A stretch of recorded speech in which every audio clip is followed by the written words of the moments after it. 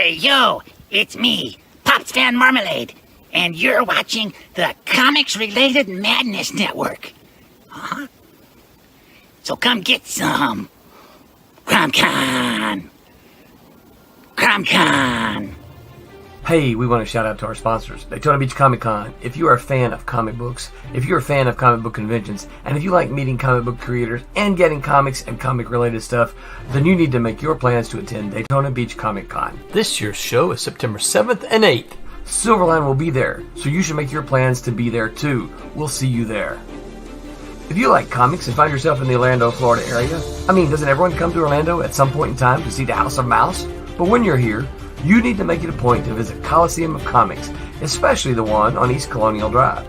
They carry Silverline comics, even a limited edition Coliseum of Comics version of our comics. So, when you go, be sure to ask for Silverline Comics and tell them we sent you.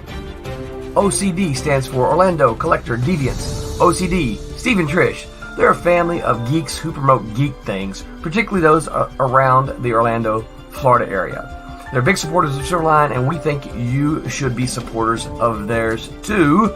Go give them some love. If you are an independent comic book maker and you need to get your independent comics made, you need to look no further than Kablam Digital Printing. They print our books, and they do a bang-up job. They're not only trusted by Silverline, but many, many independent comic book makers. Head on over to kablam.com and see for yourself just how easy it is to have your comic printed by them. And tell them Silverline sent you. Hi, this is Tim TK, host of That Silverline Show on Tuesday. Join us at 11 p.m. Eastern, 8 p.m. Pacific every Tuesday night as we discuss pop culture and the joys of making comics. Hi, I'm Barb Kaalberg, co-host of Silverline's Wednesday Wham. Join us each Wednesday nights as we discuss comics, literature, movies, and anything else that may catch our attention. I'm Roland Mann, and I host Silverline's Silver Sunday. Join me every Sunday at 8 p.m. Eastern as we make mine Silverline.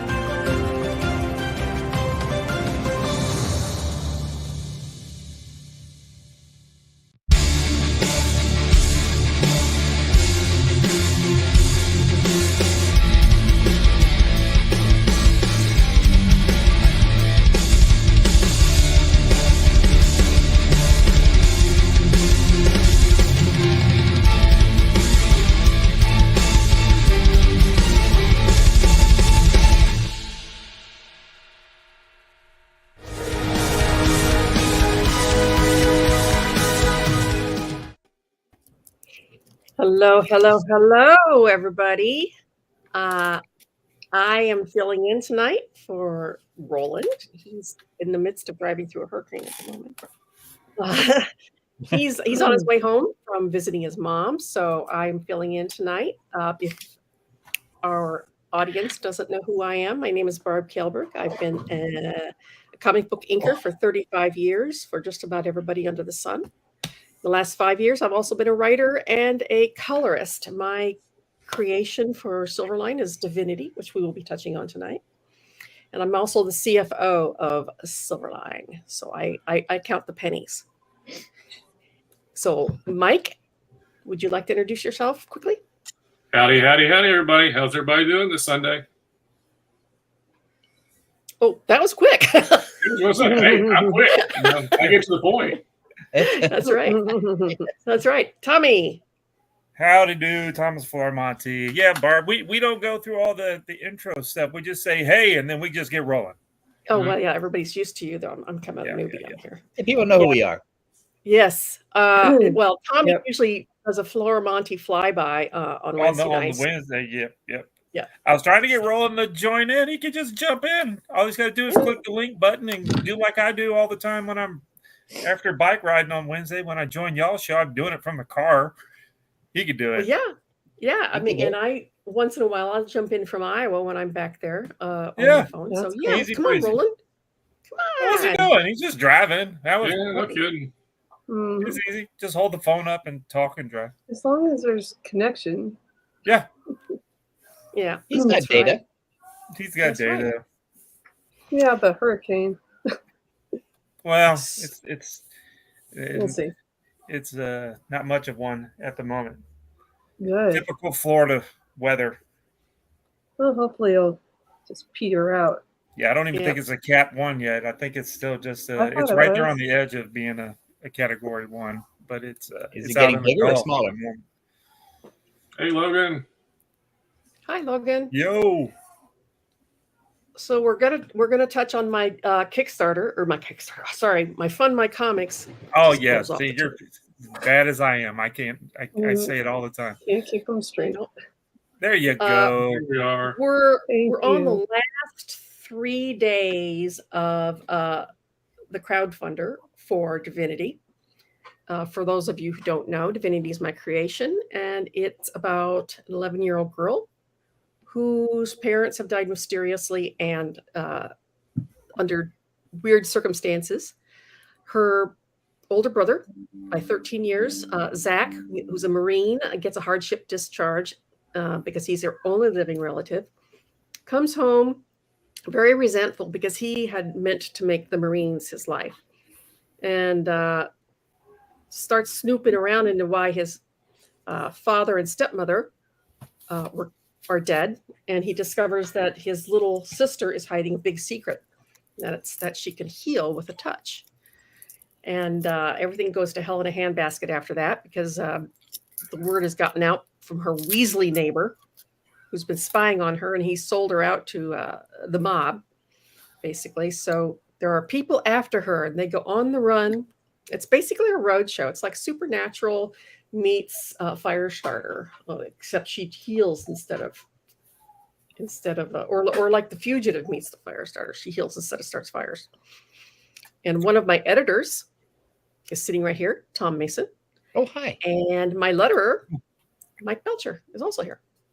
So say hi, folks. We ask you to go check it out. We've got a little ways to go yet, about $350 to meet our goal. And I would very, very, very much appreciate if you would just check it out. Definitely worth your time. And as the person who lettered it, I know the story. I think you guys landed it well. Thank you. You do. It's a good ending for a fourth issue, and it sets up everything Absolutely. for the next one.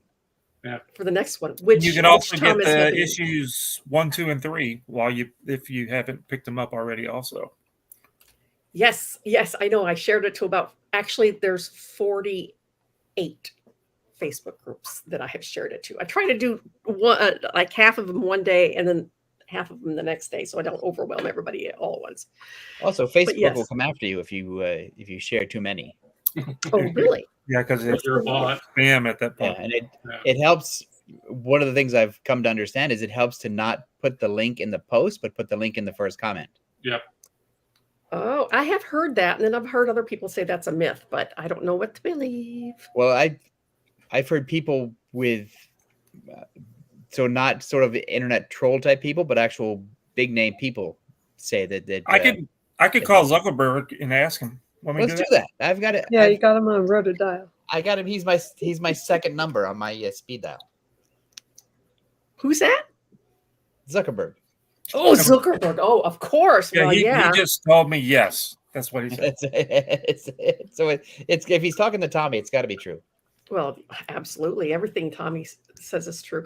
Do you know, I seem to recall the first Divinity Oh Kickstarter. no, golly. Are we doing this again? Yes, because you have not coughed up. He said that if we went over 7,000, that he would do a pole dance and record it and put it on TikTok. He has not I done meant that. of the whole series. If the whole series gets done, that's what we're talking about. So, at the end of this one, then that's when I'm supposed to do the dance. And that's sound like moving the goalpost to you. Yes. I paid him $5 to not do a pole dance and record it. He still That's owes what we- me the that's what pole we should dance.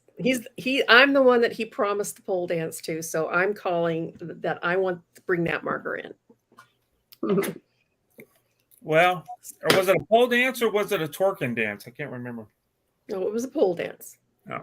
Got your high heels on? I'm a I'm big sure guy. I you're gotta find a pulling the pole gut. that'll hold me up. You're in Florida. I'm sure there's one down there. Somewhere in Florida, there's a pole, I'm sure. Tom, you just Yes. got back from San Diego Comic-Con. Your thoughts? I did. Do I had a great tell. time. I missed it, so tell me You- all about it. Well, it's great. So it's still huge as ever. Yeah, that's. I don't think if attendance is down, it may be down by like 5,000 or so, but it's just huge. And Wow. I think it still sort of feels like it's getting back on its feet post COVID. Like they're still sort of. I mean, they've got. Is it really post-COVID? Isn't that what they changed no, the name of it, right? Because Well, I didn't even go when I got it, so I don't know. it seems like 1 million people caught COVID who went there. Yeah, I know. Isn't that what they were making fun? It was the SDCC instead of like Comic Con. They were calling it COVID Con. COVID Con. Yeah. But Yeah, I didn't. everybody I saw on Facebook that had just returned is like, oh, guess what? Yeah, I guys? know. have to That do was this." like 15, 20 people that I knew that went to it. They Oh, all when you got came a back. million people there, what do you expect? I like to know how many people had colds, how many people had stomach bugs. Except for That's how Tom. good. I mean, come on. I didn't get it. Dave Oberch didn't get it. Chris Alm didn't get it. Well, that's the That's because you Malibu. guys didn't talk to anybody. You stayed in your own little corner. That's right. We're in our little bubble, and we. No, I talked to everybody. I ran into Dan Buckley, the president of Marvel Comics. I had a great conversation with him. I had a couple conversations with Sven Larson. I had lunch with Hank Canals. I had drinks. I had drinks with That's Maggie good. Thompson. I Oh, had Maggie, my gal. I ran into Bob Wayne. So you were like one step in front of the COVID wave. Yes, Yeah. I had dinner with Jim Chadwick once, who had just retired from DC.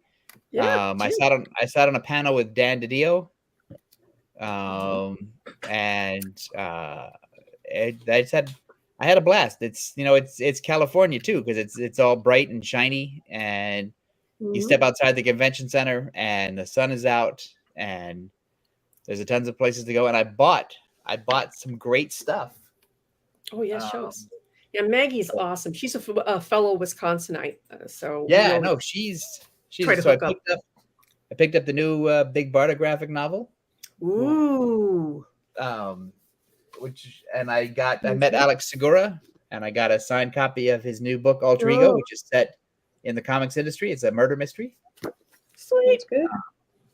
I got the new EC Comics relaunch title. Oh that's my. Mhm. That's from the Abyss. That looks great. Interesting. So EC's, I did not hear this. EC is relaunched. Yes, through Oni Press and Lion Forge. Oh, cool. And I got the Mushroom People, or the Mushroom Knight, which won an Eisner Award. And let's see. Who does that? I picked up a bunch of Image stuff. I got the Cosmic Detective. I got Space Mullet, which is hysterical. Like the name. I picked up Kaya, which looks great. Somebody's going to make that into an animated feature, I think, or I hope. And then I think this is called Knights, which looks really awesome. The art is terrific, and that's generally why I will plunk down my money.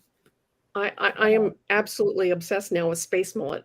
So I'm gonna have to look that Yeah, up. I know. It's Just the name great. alone has got me. I couldn't stop laughing at the title, and then I was talking to the clerk at the Image booth, and they were telling me all about it, and I just like, okay, I'm in. Sold. Take my money. Here's my $17 or whatever. Uh, So I thought it was great. There was still Hall H excitement, and that still sucked some of the energy out of the room on Saturday. yeah. But it wasn't as bad as the peak Hall H years. Mm. Yeah. Okay. And all the big vendors were still there, and the people that I talked to said that sales were still good. Really? So people still had the money that they brought to the show and wanted to spend. So I sort of think it's like Disneyland. If that's your, regardless of the economy, regardless of how much money you have, if you're going to Disneyland, you have that money, and if you're going to San Diego, you bring your San Diego money. I haven't been back since the 25th anniversary of Malibu. Oh, That year. well, there you go. I know, but it's just, oh my God, there's so many people now. You can't even find your friends anymore. Used to be in the old days. And I remember before it moved to the convention center when it was still in the Civic Center. All right. You could just walk up to a booth and, hey, hi, how are you doing? You could find everybody. You could see everybody in the room. You know. Well, you still, I mean, the people that I know are still in the same booths that they've always been. So I know where to look. I know where to find Randy Ronaldo. I know where to find Andrew Peapoy. I know where to find Tim Bradstreet. I always find him. But I know where Terry Dodson is. I know where Aaron Lepresti is. I run through Artist Alley. I met Joe Duffy, who I'd never met before. I saw Jerry Conway. It's a fantastic show. I'm gonna go every year until I die. That's my. I miss the private parties. That's what I miss. Well, that's where you get all the COVID. That's true. And the dead dog party. The dead dog party was always fantastic. I always they don't do that. They don't do that anymore because Bob Chapman sort of semi-retired. That's too bad.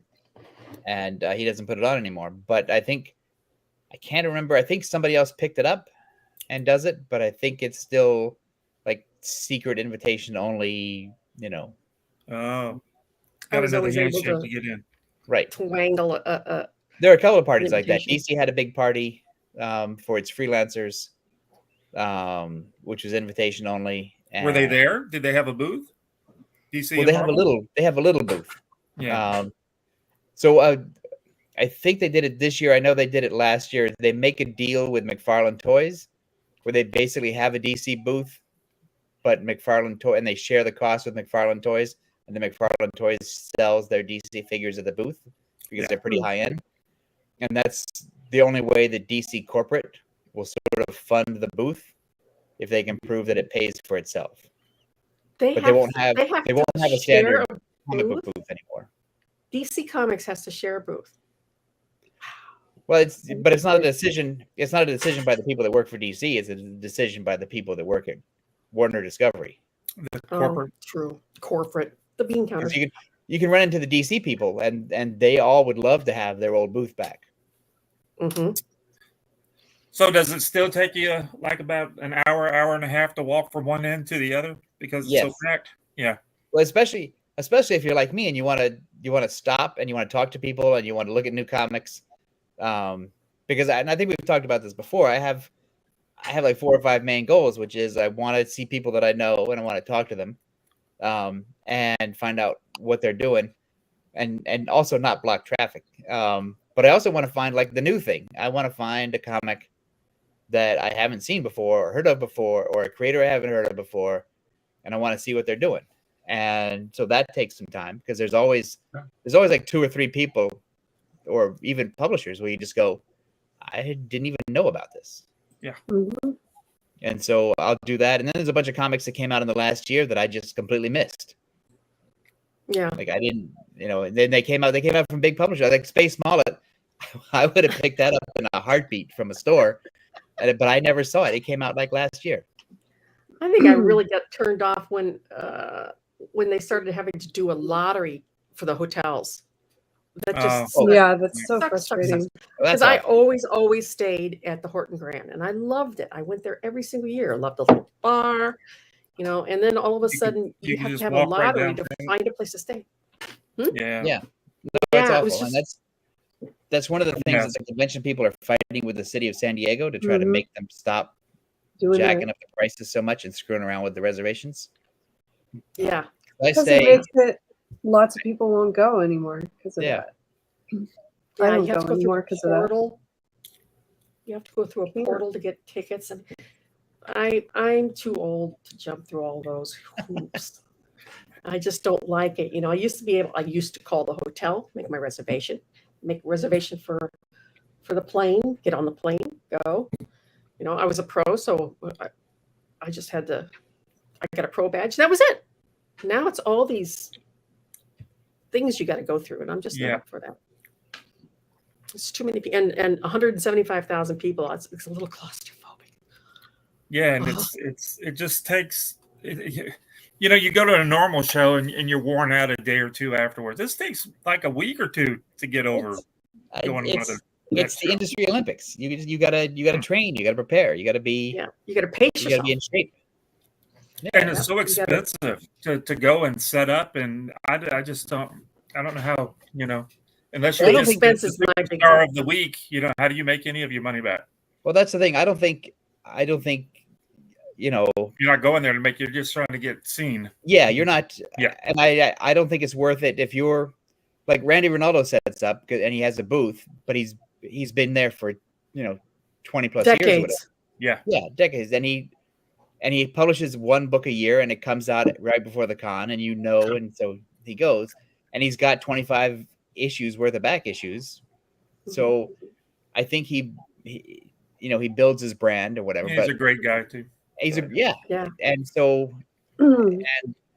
but I don't, he's got a regular job. Right.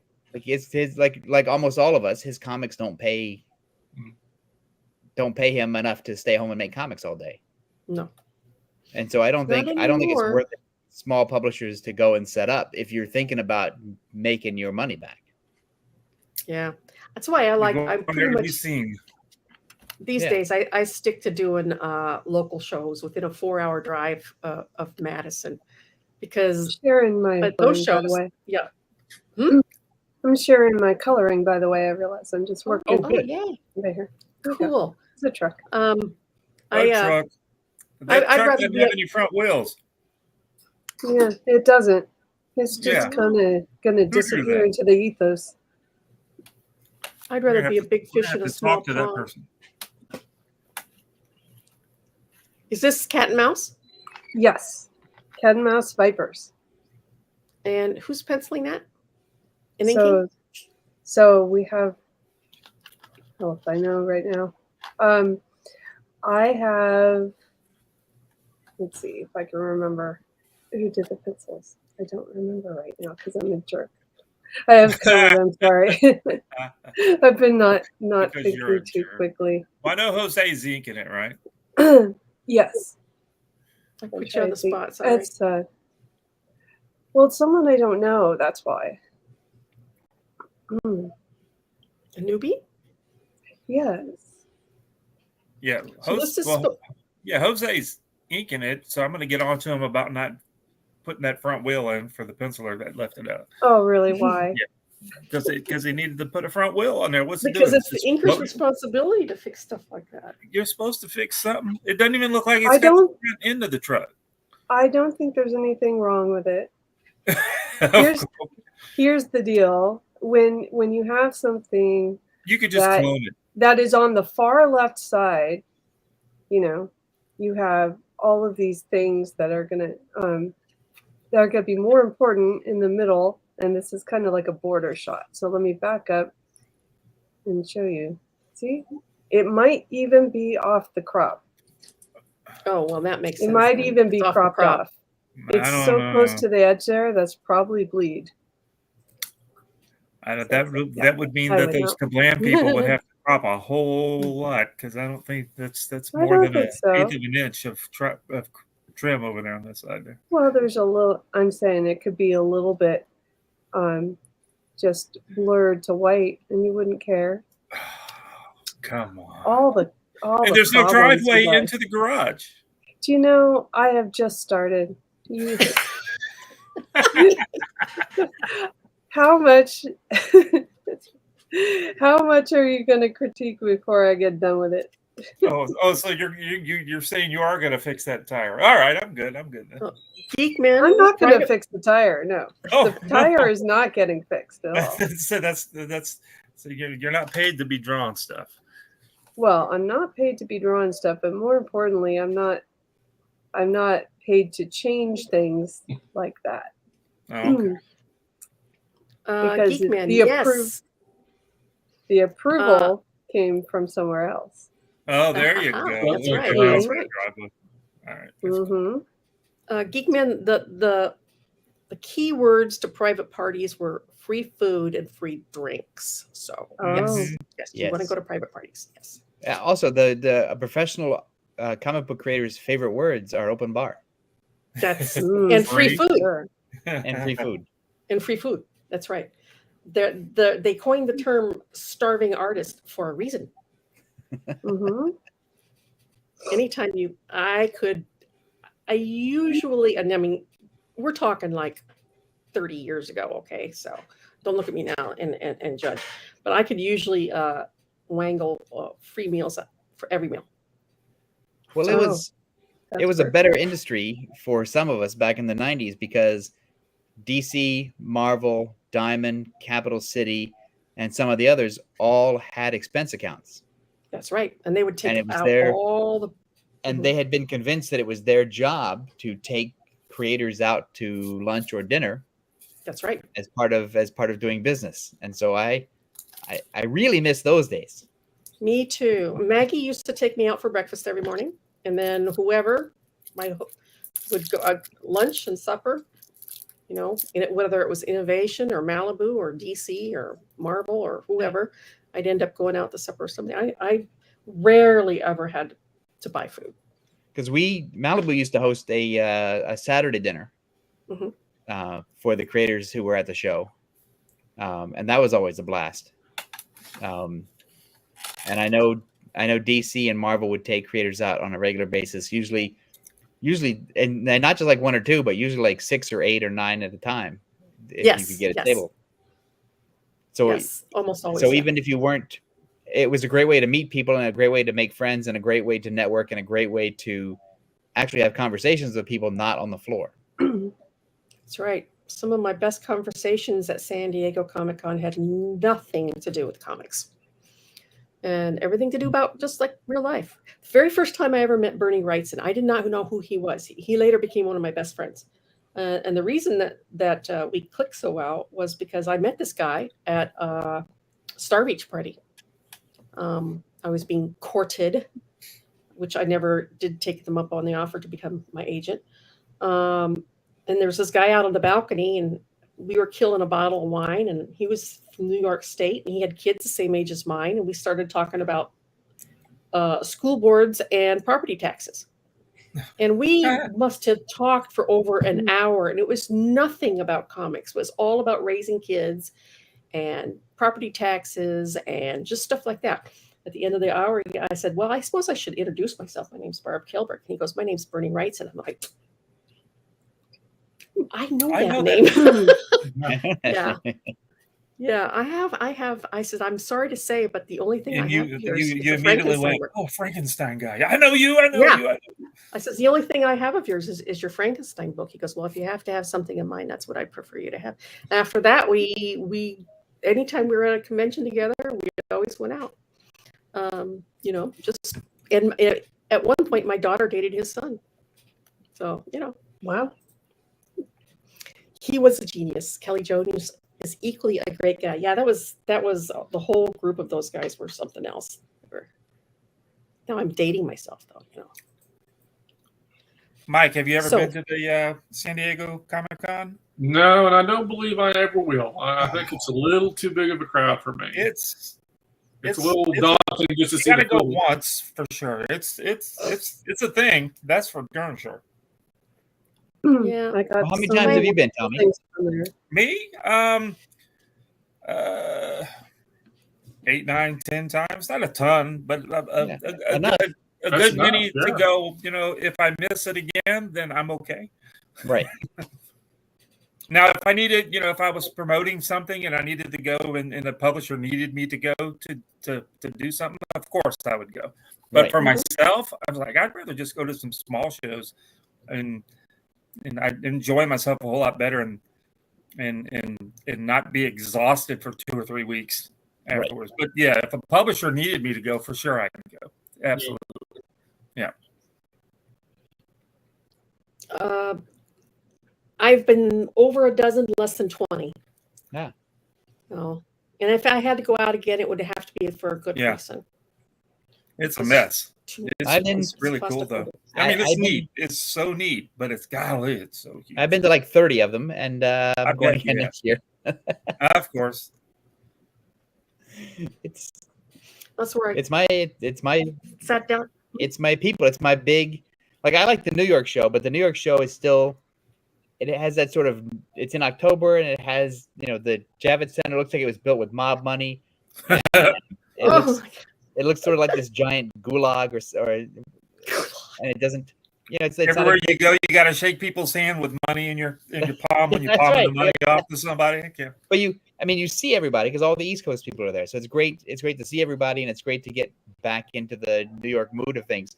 But the California show in San Diego is it's so bright and shiny, and everybody's happy. The food's and then great. right across the way, what's that called? The something district. What's it called? The Gas Lamp. Yeah, I guess they have great food, all kind of really good it's stuff. excellent No, I food. always had a great time, but it's like I'm just so excited. I'm getting Oh, yeah, tired just thinking about going.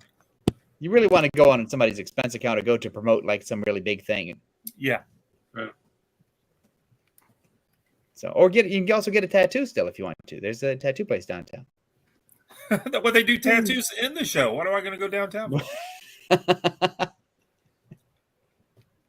Just all the people and all the networking and stuff. You know, that's a good enough reason to go.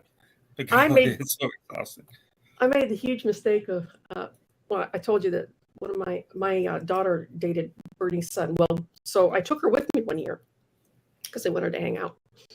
And I made the absolute mistake of taking her to Tijuana. Oh. She was 16. Oh, you want to go there? Mexico? I like Tijuana. Yes. She's still there? Recently. She could have been because she hadn't been in over the border 2 minutes when she got her first marriage proposal. Oh. And it was just one constant stream of marriage proposals after that. And I told her, I said, all right, we're going to cross the border. Do not, under any circumstance, give anybody any money. You're going to get beggars. Don't give her your money. Okay, I won't. Oh my God, she hadn't been over 30 seconds when the little kids descended on her and she starts giving out change. And it was like piranhas on raw meat. It was horrible. I was like, I told you not to do that. Roland broke his leg before you get to Tijuana. What?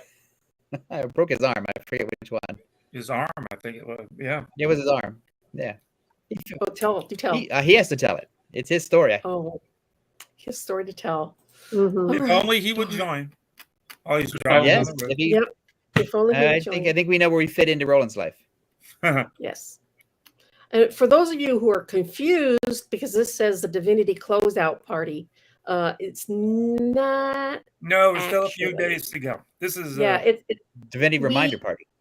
Exactly. Yeah, we should have called it the reminder party. Originally, we had intended to close it out on the 3rd, and then somewhere along the line, we changed it to the 7th, so that I could close it out on my Wednesday night show.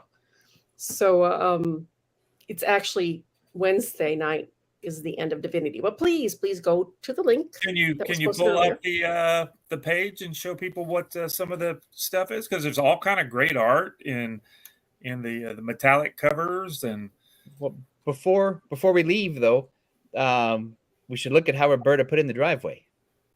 Oh, yeah, because you took care of it, but you still didn't put that front tire in though. I noticed it's getting cropped. See, you don't need it.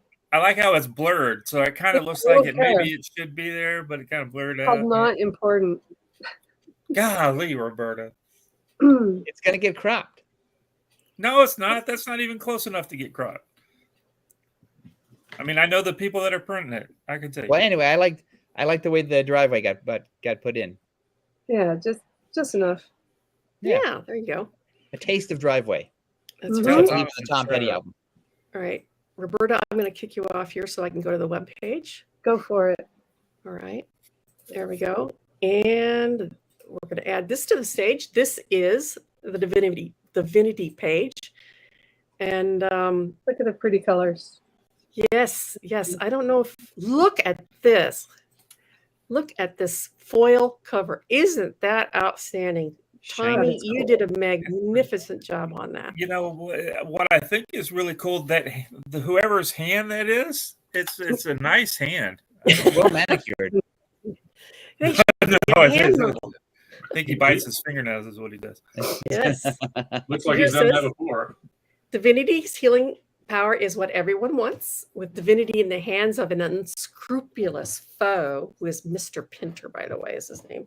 Zach fights for his life and gets help from an unexpected friend, which is Olivia. And the infamous Mr. E is the bad guy who's trying to to take her from Pinter. But there's a lot of backstabbing. There's some betrayal. As you can see here in the first few pages here, she's in this huge mansion, and things do not go easily or as expected. They run into some problems, and they have to figure out how to survive the whole ordeal. Now, this is some of the original art that's for sale. The Kevin West cover, this one right here, has sold, but that's a nice cover. I'm not positive. I don't think the cover that Dean Zachary and I did, it still hadn't sold. I can't believe that thing hadn't sold. That's which one is it? Keep going. Well, this one here is Rick Hoberg did this for me, and this is still available. Rick that's a nice 11 by 17 pinup. This is the Zachary Floramonti cover, and this is absolutely gorgeous. I would have thought it would have went the last. That's classic. I don't know why it's still out there, because this is an absolutely prime piece of artwork. I'll tell you what, guys. How much is it? Well, we got it for 150. If you because I'm going to get that piece back this time. If so, it's going to cost you $200 to buy it from me at a show. So go ahead and get it now at $150 and be done with it. Otherwise, I'm charging you more. There you go. Yeah. And keeping the money. The money won't go to the Kickstarter. That's right. It'll go to my e-bike money. There you go. This is the pencils for Jose's cover. So this is one of the covers. And this is a piece of artwork from Ken Hooper. Used to be my penciler for DC. He used to do Aquaman. We'd work graphics together. We've done a lot of work together, and he's got a little bit of gray wash in there. This was also one of my covers for issue number 3. Mm-hmm. It's all, he did the inks and everything, and it's gorgeous. That's like a movie poster. That's really cool. Yeah, it is. He's very much into the Art Nouveau type of style. He likes to throw that little Art Nouveau touch in there. And we've got some pencils. These are from my first penciler, Alex Sarabia. And these pencils are a really decent price, $50 for pencils, for original pencils, and $75 for the inks, which is these are my inks. The comic. Yeah, and you get the comics too. These are my inks. More of my inks, and more of Alex. Oh, that's a nice page. Yeah, it is. You should see this one here, colored. Sweet. The now that car has a front tire. Yep. Oh, Roberta. Yes. Yes. Like I said, I don't make changes. She's like, you guys just shut up. There's a crazy guy with a knife. I mean, everybody needs a crazy guy with a knife in their collection. You got to have a crazy guy with a knife. They go together. It's the Reese's Peanut Butter Cup of crazy people. That's right. Yep. Beautifully drawn motorcycle there. Oh, that's nice. Yeah, who did the pencils on that one? The motorcycle. That's Alex Sarabia again. I had Alex for the first 3 issues, and then he had something come up that paid better, that he had to bow out for the 4th issue. So I had a couple of old friends of mine, Tim and Pat Kennedy. They used to do Archie. Did a lot of Archie. Had them come on for issue 4. And unfortunately, halfway through the issue, Tim died of cancer. Oh no. They were twins. So they've always worked together. So it was very devastating. But Pat stepped up to the plate and finished it himself. So issue number 4, we'll have a memoriam to Tim. Jeepers. Sorry. And here we got a little bit of Olivia here. This was one of my favorite pages because she's an ex-Marine, right? And so after she gets out of the Marine, she's working at a road construction site doing the stop sign, which is what they give the women, right? Just like in yeah. Go, don't go. Yes, go, don't go. And well, they also have the walkie-talkie so they can communicate to they can talk. That's right. Yeah. And the site manager makes her an offer, which she turns down. as you can see right here. What was the offer about? A I'm pay sure increase? you- And she I said, can no, put you I in a don't want better- that pay increase. Yep. At the dollar. Yeah, the Silverline poster. This is cool. This has got a lot of our characters. That's really on it. nice. Yes, it is. It is. Who did the poster? This I was know done by did. That was you Alex, isn't it? Gallimore? Gallimore. Alex Gallimore. Alex yeah, Gallimore did that. And I then, of hear course, he might be doing something else with Silverline here. He's Really? coming. Yeah, he's freed up some time to come back and do some stuff. Cool. I think. And of course, you can get any Silverline book back issues. So they're all available. Complete Except sets. for the foils. Once the foils are gone from that particular crowdfunding, you can't get it. You can't get it again. Right. So yeah, those In are the standard versions. Yeah. those are just for the crowdfunders. Yeah. Those are Fund My Comics exclusives. Yep. And I just love this cover. Of course, Kevin West did the pencils and inks for the cover, this one, and I just did the colors. Yes, it is fantastic. Love the foil cover too. Yes, well, that's Tommy. That's all Tommy. It was just the I didn't have anything to do with it. It was all y'all. I just printed it. I meant those guys that Kablam, whoever those guys are. Those guys. We don't know. Nice fellows, those folks. So as of issue number 5, I took over all the writing. R.A. Jones, when I came into this, I decided when I turned 60 years old that I wanted to expand my horizons and do. So that'll be in about 7-8 years from now, right? That's there's still time. Yeah, that's 5 years ago. You're still working on it. I decided that if I was going to ever do anything other than inking, I better get off my ass and do it. So I decided I was going to try to write. Well, I've written my entire life, but there's difference between writing and writing scripting. something that somebody else might want to read. Yeah, I know. No, writing a scripting a comic book. It's very much like screenwriting. I didn't know what I was doing. So I hooked up with RA, another old friend back from the old days, Malibu days, who's a very experienced writer and script writer. And he started scripting him off completely by himself at first. I would give him the story and the outline and the plot and everything like that. And he would script it. And then as of issue 2, I would do some corrections. Let's do a little bit myself. But by the time I got to issue number 4, this one here, this was the last one he actually scripted. I was doing a lot of it. And as of issue 5, I took over the scripting. However, I'm still, 4 issues does not an expert make. So I run all my scripts past Tom, and he always has fantastic, and Cassisi helps out too. Oh, Cassisi's notes are really good. Yes, they are. And Tom and Cassisi tell me what I'm doing wrong. Well, and I learn. It's a learning experience, but it's definitely.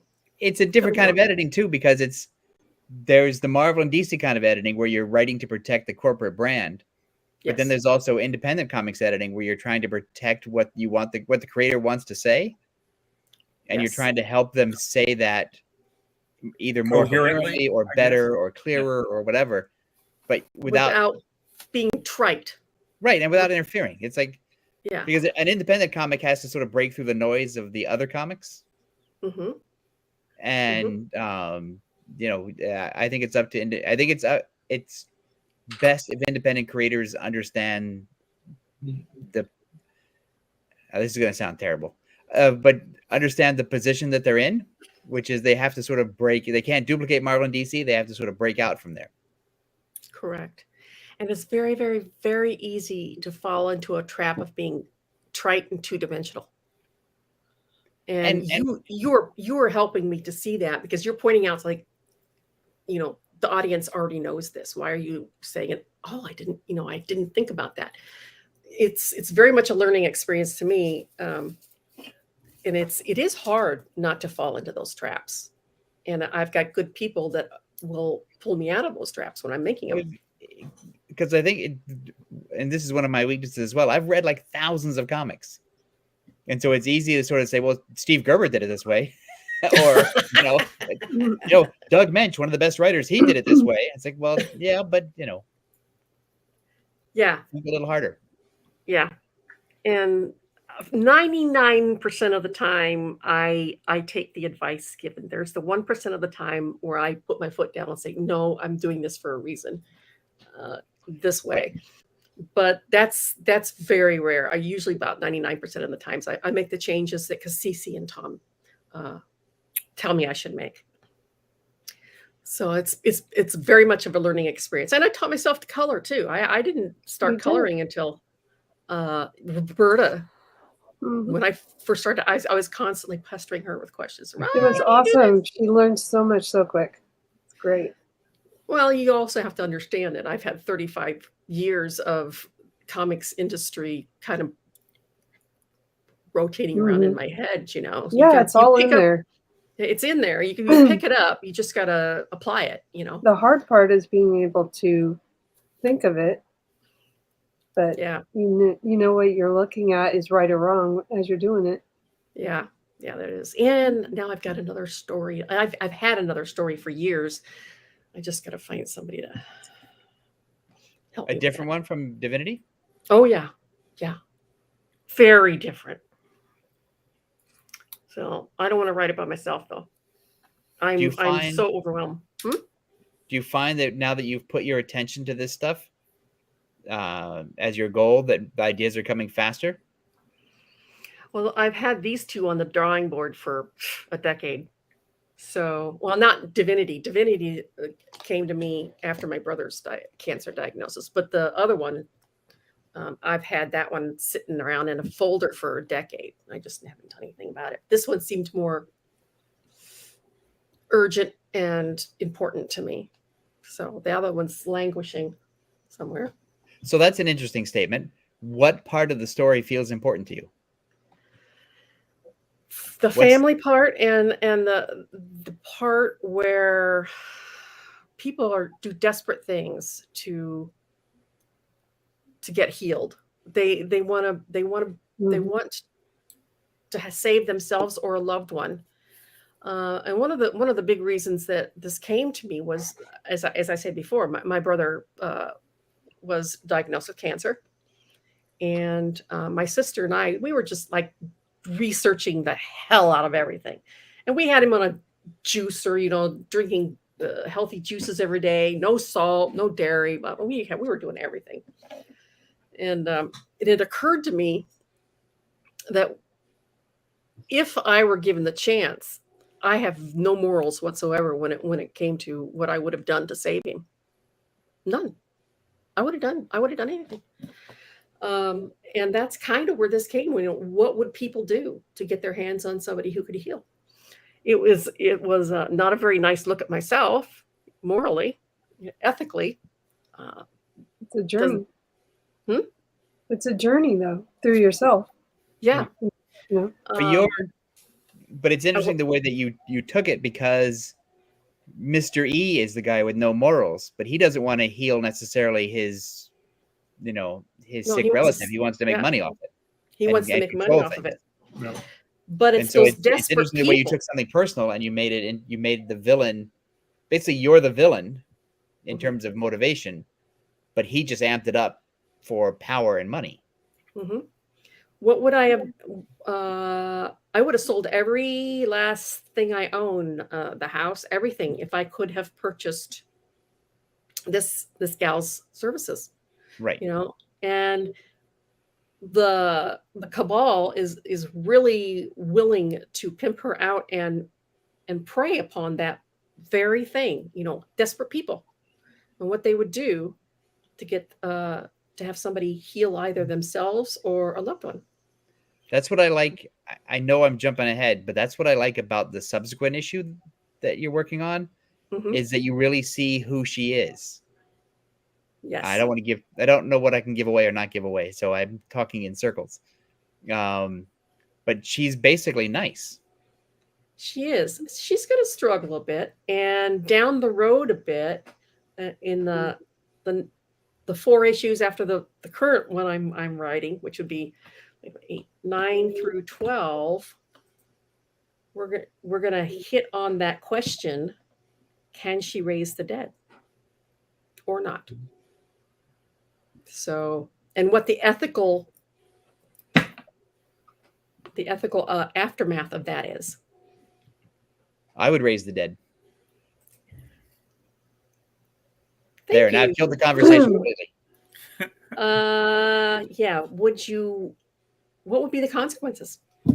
That and what condition would they actually be in? Raised. Good questions. I think they would be in like Ray Harryhausen monster condition. So you'd be raising zombies. And Yeah, that was one of the reasons in the upcoming issue 5 is she's struggling with herself because she's seeing all these possibilities of what her powers can lead to, and she has a nightmare. So that's part of issue number 5 is all the repercussions of this kind of power. So movie or TV show? Me? TV show. Yeah. Absolutely. Okay. A road show. Like The Fugitive, week to week. Week to week. It's a road show, yeah. And it's got the overarching villain, and then the subplots where they solve problems as they're running on the run. Yeah. So yeah, it's perfect for TV. It's not why I wrote it. I didn't write it to sell it to Hollywood, but after I wrote it, I looked at it and like, wow, this is just like ready made. All right, so here's the question: who would you cast? Well, when I first wrote it, I based Zach off of Chris Hemsworth. Okay. Obviously, he's too old now. And the other kids were, I don't remember who I had in mind for Divinity herself. There isn't a whole lot of kids out there that I know of anyway. I don't watch a lot of TV, so I'm not aware. I don't know. Who do you have any idea? Anybody? I'm gonna look up a guy here in a second. Let's see.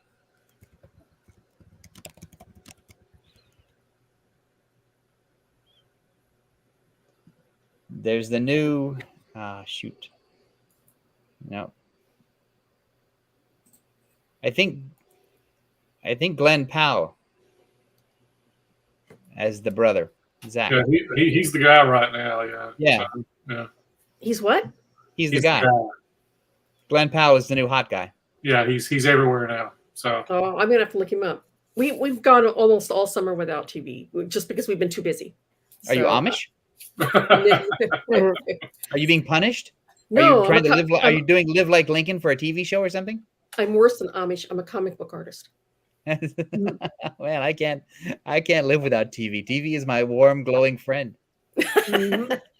Well, it never disappoints me. It never lets me down. There's always something. We're going to have to get off our butts and watch stuff because I just got a 30-day free trial of Apple TVs, and I want to make. Oh, there's a lot on Apple. Yeah, I know. There's a bunch of good stuff. Is that the dude from Twisters? Yes. Yes. That's on our 2 watch list.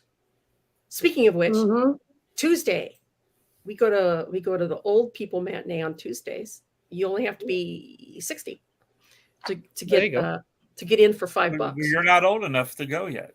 Right. You still got 6 or 7 years before you go. So Tuesday, I already have my tickets to Deadpool Wolverine.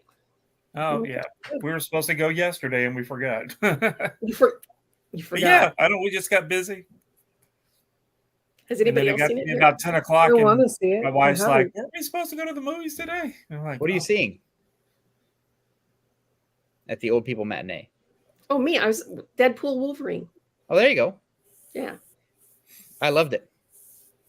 Here, love that movie. How about you, Mike? Have you seen it? I haven't. It's like I told him last week. It kind of has the double. I'm not a Deadpool fan, and I am certainly not a Ryan Reynolds fan. And so it's kind of got the double whammy on me. Double whammy, Yeah, because yeah. the first Deadpool had Colossus in it, and I really, because people say, well, they really kind of nailed Colossus, even though he was the kind of the butt of the jokes. So I DVR'd it and I just fast forwarded through all the Deadpool and Ryan Reynolds stuff just to watch the Colossus parts. So I just have a real aversion to Ryan Reynolds. There you go. He hasn't done anything to be personal. You can't like everybody. There's no reason to. Yeah, you won't like Free Agent either. Yeah. Oh, I love that one too. So why, just out of curiosity, what is it about Ryan Reynolds that you don't like? I mean, I certainly have mine. To be honest with you, just watching a couple things he's in, and it's just kind of like, okay, he's kind of the worst thing about this movie or the TV show, or it's like there was just something about it just kind of turned me off. I can't point one thing. It's a no vote for me when I see Ryan Reynolds in the credits. I have that same thing about Joaquin Phoenix. Oh, really? Yeah. I try. I mean, I watched Gladiator because I like everything else about Gladiator, but every time he's on, I could just fast forward that. I don't like him at all. I won't watch the Joker movie either. Yeah, I don't, because I don't care about him. I'm out. I won't watch the Joker movies because they appeal to me not at all. Well, I'm an old fan, and I have a certain view of the Joker, and that ain't it. That's not it. They're perfectly free. They can do whatever they want to the Joker. That's fine, and I just vote with my ticket. And I just, I'm not angry about it, but I just won't go. Yeah. I cannot stand Will Ferrell. Oh. Can't stand it. That doesn't help. I don't think he's that great, but I love him. I think he's yeah. Won't watch anything with him in it or Jim Carrey. You don't like his Sherlock Holmes movie? No. Will not watch Will Ferrell or Jim Carrey. Don't like him. Land of the Lost.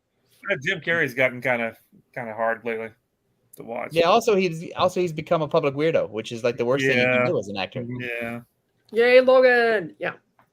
Logan there. He's kind of dropped out of Hollywood anyway now lately.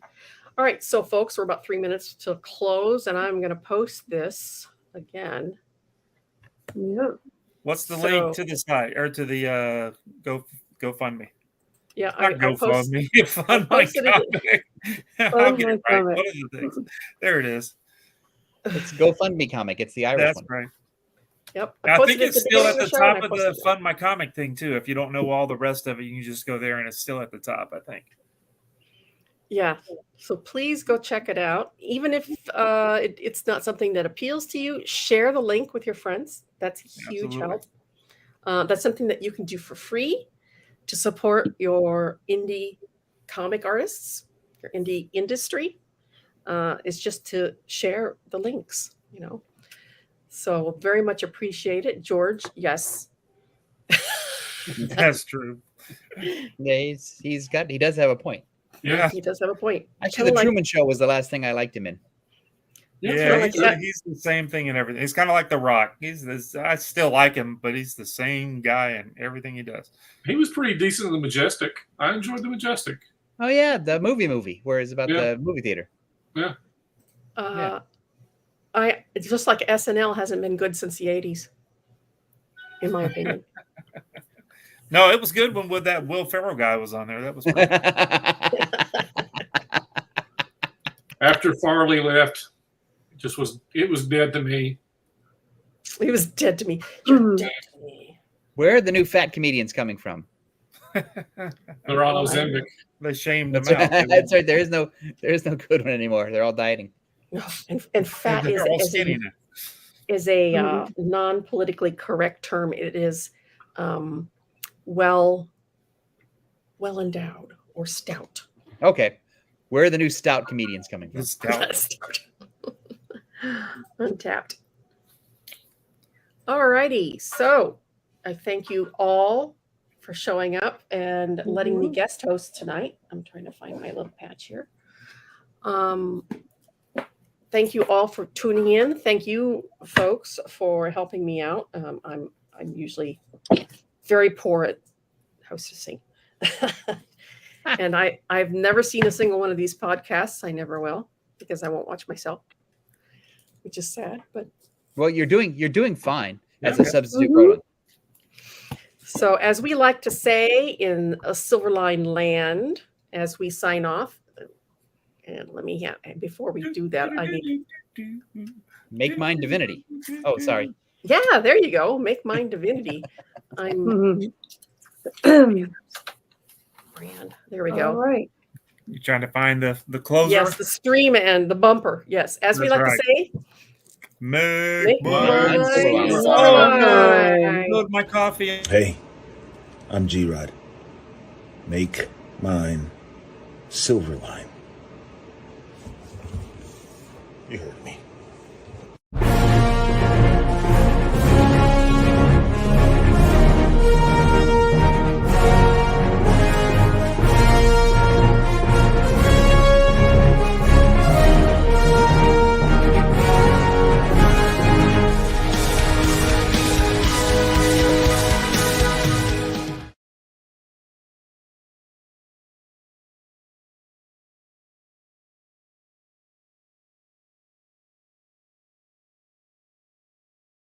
Treasure.